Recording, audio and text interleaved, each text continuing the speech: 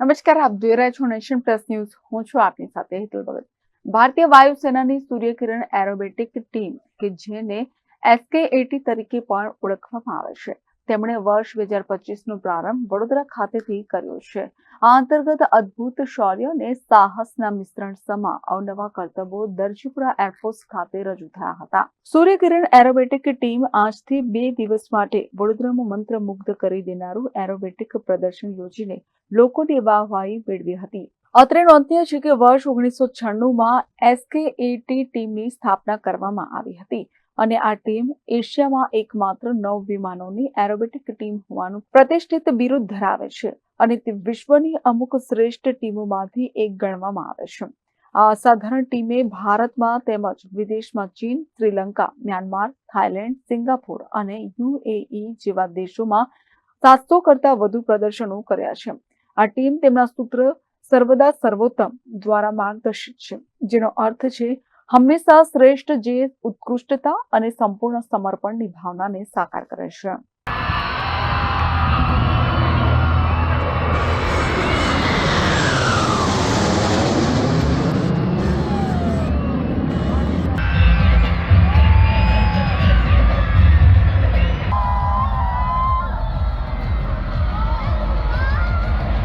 आज हमारा सूर्य किरण का ट्राई कलर डिस्प्ले हुआ वडोदरा में एंड आशा करते हैं कि ये डिस्प्ले आपको पसंद आया होगा.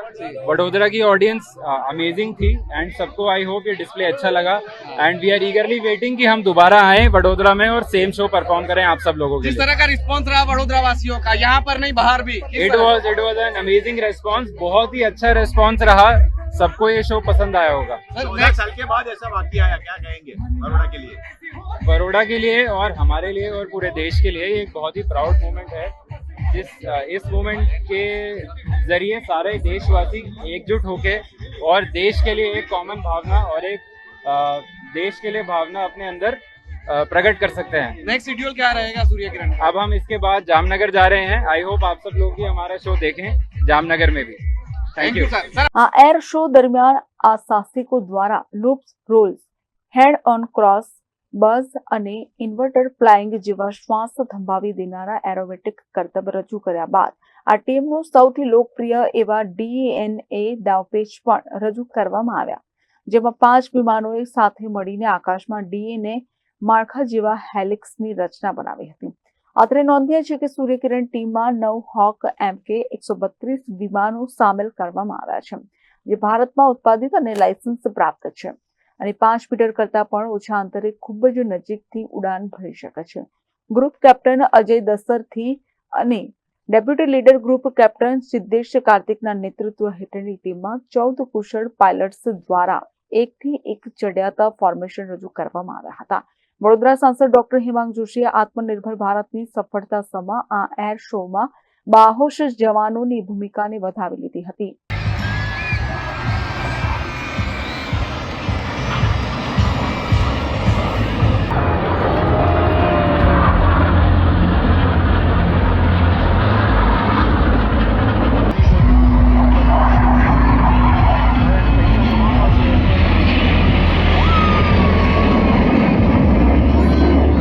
આજે આપણા સૌ વડોદરા વાસીઓની જેમ મારી પણ છાતી આજે ગર્વથી ફૂલી ગઈ છે, જ્યારે આટલો સરસ દિલ ધડક એર શો કે જેની અંદર મોદીજીના આત્મનિર્ભર ભારતની પ્રતિનિધિ થતી હોય, આપણા દેશની અંદર ડિઝાઇન કરેલા એરક્રાફ્ટ, આપણા દેશના જવાનો જ્યારે નભને દેશભક્તિથી રંગી દેતા હોય, ત્યારે હું માનું છું કે આ ખૂબ જ આપણા સૌ માટે ગર્વાન્વિત ક્ષણ છે. અને જ્યારે વડોદરાની અંદર આ એર શો થયો હોય, અહીંયા તો હજારો લોકો બેઠા હતા. રોડ પર પણ મને સમાચાર મળ્યા કે ખૂબ જ ટ્રાફિક જામ છે. રોડની પેલી બાજુ પણ આટલા લોકો મેદની મળી અને આ એર શોને નિહાળી રહી છે. ત્યારે ખૂબ જ સારામાં સારો આ એર શો, જેની અંદર સાહસ, શૌર્ય અને દેશભક્તિનો સમન્વય આપણને જોવા મળ્યો છે. આ સુંદર એર શો યોજવા બદલ હું એરફોર્સના તમામ અધિકારીશ્રીઓ, તમામ આપણા ફ્લાયર્સ અને તમામ લોકોનો હું હાર્દિક અભિનંદન, શુભેચ્છા પાઠવું છું. એક વાત ચોક્કસ છે કે આ એર શો ને લીધે બાળકો પણ અહીંયા હતા, સ્કૂલના યુવાનો પણ હતા, એ લોકોને પણ આગળ જતા એરફોર્સમાં જોડાવાની પ્રેરણા મળશે. અને એક વિશેષ વાત, આ એર શોની અંદર આપણો એક ગુજરાતી અર્જુન પટેલ પણ જોડાયો હતો. એ પણ એક ગુજરાતી તરીકે અમારા માટે ખૂબ જ ગર્વની વાત છે. આજના એર શોમાં ભાગ લેનાર અત્યંત કુશળ પાયલટ્સ દ્વારા જટિલ એરોબેટિક દાવપેચમાં નિપુણતા મેળવવા માટેની સઘન તાલીમ મેળવી લેવામાં આવી છે. એટલે જ આ સમગ્ર કાર્યક્રમ દરમિયાન ભારતીય વાયુસેનાના આ બહાદુર અને લડાયક યોદ્ધાઓનું અપ્રતિમ કૌશલ્ય અને ઝીરો એરર સંકલનને નિહાળી ઉપસ્થિતો પણ મંત્રમુગ્ધ થઈને વાયુસેનાનો જય જયકાર બોલાવતા નજરે પડ્યા હતા. 14 વર્ષ બાદ પ્રથમવાર ભારતીય વાયુસેનાની સૂર્યકિરણ એરોબેટિક ટીમે પ્રજાસત્તાક પર્વની ઉજવણીના ભાગરૂપે ટ્રાયકલર ડિસ્પ્લે રજૂ કરી હતી. આજે સવારથી એરફોર્સના એર શો પહેલા જ લોકોની ભારે ભીડ દરજીપુરા એરફોર્સ ખાતે પહોંચી ગઈ હતી. સાથે જ આજવા ચોકડીથી ગોલ્ડન ચોકડી તરફ ભારે ટ્રાફિક જામ સર્જાતા ટ્રાફિક કંટ્રોલ માટે પોલીસના ધાડેધાડા ઉતરી આવ્યા હતા. તિરંગા કલર થીમ પર એરફોર્સના MK-132 વિમાનોએ એન્ટ્રી કરી હતી. આ એર શો આસપાસના 20 કિલોમીટરના વિસ્તારમાં જોવા મળ્યો હતો.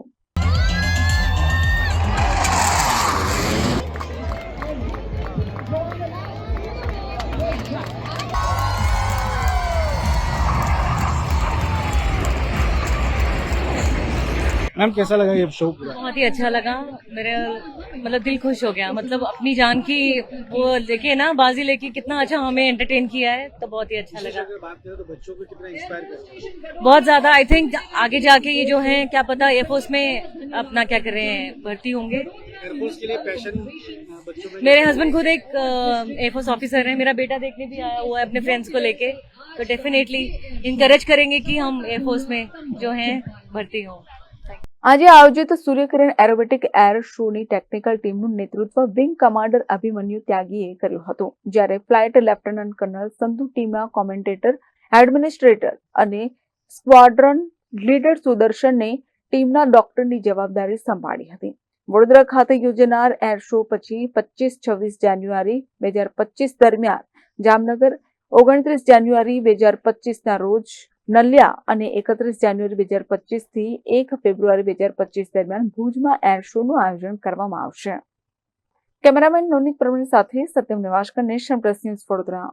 સમાચારોના સતત અપડેટ મેળવવા માટે અમારી નેશન પ્લસ ન્યૂઝની યુટ્યુબ ચેનલને સબસ્ક્રાઇબ કરો, બેલ આઇકન દબાવો અને જોડાયેલા રહો ફેસબુક, ઇન્સ્ટાગ્રામ અને ટ્વિટર પર.